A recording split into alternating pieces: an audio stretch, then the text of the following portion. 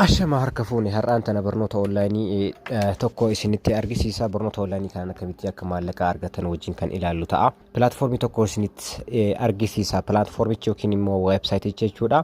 Kaapchaa yookiin kaaptaayip jedhama. Weebsaayitii kana teelegiraama kiyyarraa argattu yookaan immoo yuutuubii kiyya kana diskiripshin booksii keessa argattu. Viidiyoo hanga xumuraatti yoo hordoftan guyyarraa qarshii 300 hanga 1000 doolaara 2 hanga doolaara 5tti hojjechuu kan dandeessan isinitti argisiisa jechuudha. Viidiyoo tana hanga xumuraatti daawwadhaa. Chaanal kiyya subscribe gochuudhaan eegalaa isiniin jedha. Amma ka calqaba kiroomii keessan ni bantan, kiroom browserii keessan ni bantu, kiroomii keessan bantanii gara keessa seentu jechaadha. Yeroo seentan haala kanaan barreessitu kaaptaayip jettaniiti barreessitu jechaadha. Kanaaf ka haala sanaan yoo barreessitan interfeesii kana fakkaatu isinii dhufa isa kana jechaadha. Amma maal gootanii iddoo tuqaalee sadii kan dhuftanii jechuudha. Bilbila keessan akka kompiitaraatti akka isinii dalagu disktoop saayit irratti deeffattu jechaadha. Isa kana irratti yeroo tokko tiikni godhattu haala kanaan isiniif bana. Haala duraarraa jijjiirama qaba. Kana booda isa duraa kana irratti kilik gochuudhaan ni bantu jechaadha. Sana booda haala kanaan isinii dhufa. Interfeesii kana fakkaatu isinii dhufa jechuudha. Bifa disktoop saayitiitiin jechuudha. Haala kompiitaraatiin isinii dhufa. Iddoon isin irraa gootan iddoo kana jechaadha.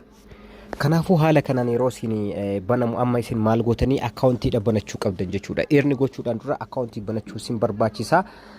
Kanaafuu iddoo start earning now jettan irratti kilik ni godhattu jechaadha al takka. Sana booda haala kanaan isinii dhufa. Welcome to Kaaptaayip jedha.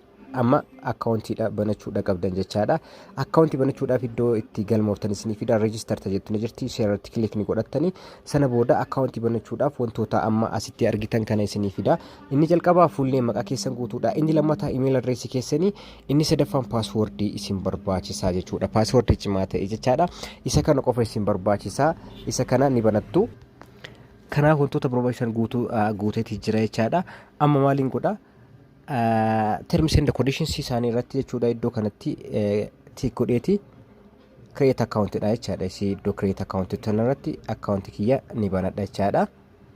Kanaaf fuula kana naaf fideeti jira. Account dhibbatti banadha jechuudha. Asirraa iddoon irni irraa godhu iddoo kana jechaadha. Kanaaf ka haala kana fakkaata. Akkuma argitan welcome back Isaaq Ibrahim jedha. Kanaaf amma guyyaan ani join itti godhe guyyaan banadhe akkasuma emailii kiyya as biratti naaf fida jechuudha. Kanaaf amma akkaataa eerni ittiin godhan wajjin kan ilaallu ta'a. Hanga dhumaatti na hordofaadha. Kanaaf akkuma argitan jalqaba irratti akkuma argitan baalaansii hin qabu. Asii waan dalagin qabu jechuudha. Haara akkaawuntii qofaan banadha jechaadha. Saniif baalaansii irraa homaa hin qabu. Withdraws kan godhe hin qabu jechuudha. Akkasuma kan baafadhes hin qabu jechaadha. Kanaaf amma maal goona kallattii man gara eerni gochuutti deemna jechaadha. Amma maal goona karaan ittiin goonu karaalee sadiini. Tokkoffaan kaapchaawwan kanneen jechuudha riisolvi gochuudhaan qubeewwan sana haala sirrii ta'een barreessuudhaan isa riisolvi gochuudhaan jechuudha. Al takkatti 10 nuuf kennama. Isa san guyyaatti yeroo 4 nuuf kennama. Isa san riisolvi gochuudhaan. Lammaffaan riifilar liinkii jechuudha. Isin nama share gochuudhaan jechuudha. Namoota liinkii keessan karaa share gochuun namoonni kaapchaa akkaawuntii kana akka banatan gochuudhaan argattu. Sadaffaa viidiyoowwan TikTok irratti ta'uu danda'a, WhatsApp irratti ta'uu danda'a, Imo irratti ta'uu danda'a, YouTube irratti ta'uu danda'a. Viidiyoowwan gadhiistanii viidiyoowwan sun hanga laalcha inni argateen kafaltiin isiniif kafalama hanga doolaara 30 jechuudha. Ammaan isa duraa isa jalqabaa akkamitti inni akka goonu wajjin ilaalla. Kanaafuu amma maal gootanii solve captchas kan jedhu kana kilik irratti gootu jechuudha. Al takka isa irratti kilik ni godha. Sana booda haala kanaan naaf fida. Akkuma sila isiniin jedhe nama yeroo tokkotti 10 isiniif fida jechuudha. Kaapchiiwwan kana 10 isiniif fida. Isa kana asitti barreessitu jechuudha. Iddoo kanatti barreessanii solve gootu jechuudha. Kunoo nama barreesseetiin jira. Verify jedhaan jechaadha iddoo kanatti verify. Kunoo success naa ta'eera. Haala kanaan 10 naaf fida. Akkuma argitan 10 jechuudha. Al takka kan kun as biratti 10 amma lama hojjedheen jira. Kurnan fixuu qaba jechuudha. Sa'aatii 6 naaf kennama. Inni tokko doolaara duwwaa qabxii 1 qaba. Kurnan kana yoo gootan doolaara takka qabxii 5 qaba jechuudha. Gara qarshii 200 fooyi isiniif kenna jechuudha gara qarshii Itoophiyaatti. Kanaafuu yeroo arfan kana yoo hojjettan jechuudha sa'a 6 yoo hojjettan hojii daqiiqaa 5 yookiin daqiiqaa 3 guyyaatti qarshii 800 kan isiniif kaffalu.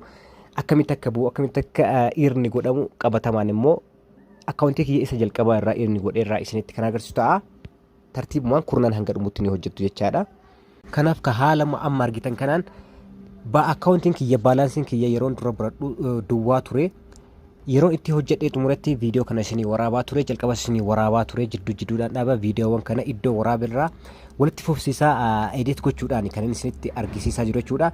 Kanaaf baalaansiin kiyya inni duwwaa ture amma total balance 4.35 USDT qabaa jechuudha. Doolaara 4 qaba guyyaa tokkotti kan dalaga jechuudha. Inni kun jechuudha isin baay'isuu dandeettan 160 doolaarita qarshii 160 meeqa akka ta'u guyyaatti meeqa akka argachuu dandeessan kanuma ilaaluu dandeessu.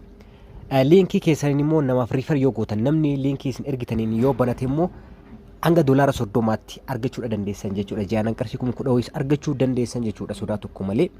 USDT yookiin immoo doolaara keessan kan dalagdan immoo iddoo kana withdraw funds ka jedhu kana irratti kilik gootanii baafachuu dandeessu jechuudha. Haala kanaan kallattiilee afuriin jechuudha kan baafachuu dandeessan. Tokkoffaa mobile walletidhaan, lammaffaa global e-wallet, sadaffaan cryptocurrency, arfaffaan immoo baankiidhaan jechuudha.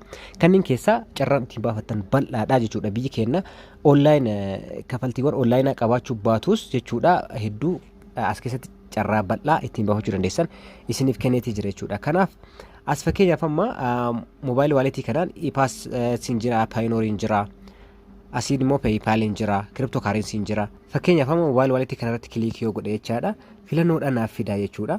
Parsantii xiqqoon naaf jechuudha baasachuudhaaf akkasuma immoo tiim working yookiin immoo tiim earning ni barbaachisa jechaadha.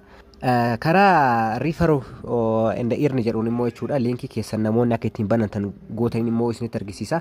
Inni kunis isa kana kunoo profaayilii keessan gara gadiitiin jira jechaadha. Kanaaf ka haala kanaan fayyadamuudha dandeessanii yeroo biraa immoo barnoota onlaayinii akkasuma karaa mallaqa onlaayiniidhaan jechuudha hojiiwwan onlaayinii yeroo biraatis kan wajjin ilaallu ta'a hedduutu jira. Chaanala kiyya subscribe godhaa. Viidiyoowwan yeroo biraa gadi dhiisu akka isiniif dhaqabu immoo beela aikanii jechuudha mallattoo bilbilaa mallattoo ringii sana kilik gochuudhaan all notification kan jedhu kaayyattan jechaadha. Viidiyoowwan ani gadi dhiisu hundi isin dhaqqabdi. Kanaaf ka nu jajjabeessaa isiniin jenna. Waan isiniif hin galle jiraate koomentii nu barreessaa. Teelegiraama kiyya immoo description box keessa isiniif kaayatee jira. Gama saniin join gochuudhaan koomentii barreessuun waan qabdan ni yaada fi gaaffii share nuuf gochuu dandeessan. Kanarraaf jirne kanuma horaa bulaa deebanaa guddaa isin